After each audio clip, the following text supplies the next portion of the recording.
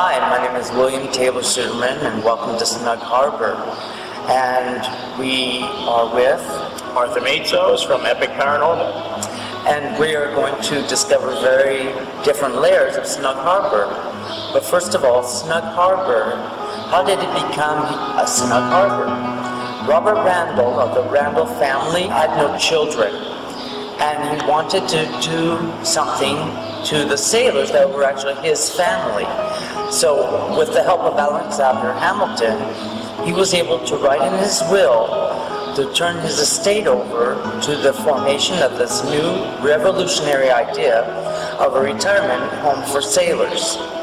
This was supposed to happen in Washington Square, where his estate was, where he also had a minnow farm.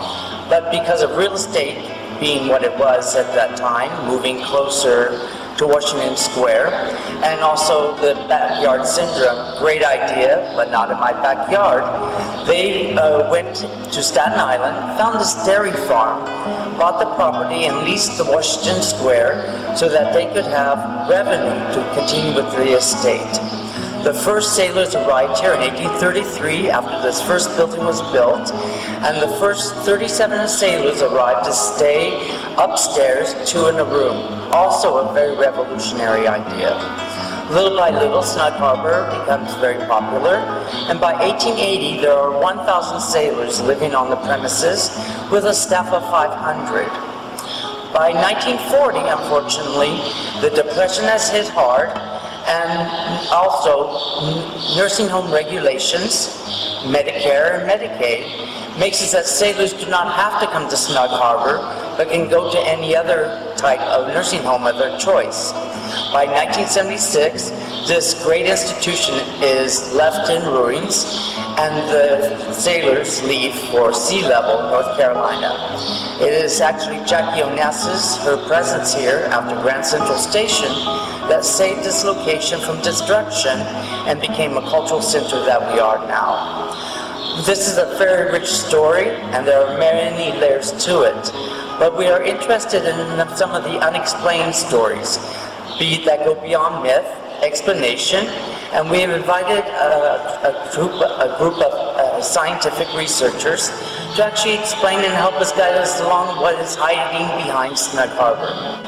Aside from the rich history that Snug Harbor does have, there have been claims by many, since it has dated back to the 1800s, that there's a little bit of unexplained phenomena that goes on in some of its buildings, if not within the land itself. Now, a lot of the theory is that in the residual effect, these sailors never went anywhere. They're still here. Epic itself did an investigation back in November of 2009 in the governor's house here at Snug Harbor. We went in there with the great opportunity that Snug Harbor had given us to scientifically lay down most of our equipment that we have and do an investigation of claims of activity and unexplained effects. We just entered the governor's house. We went in there and literally found some interesting, to say the least, events that we actually captured on audio.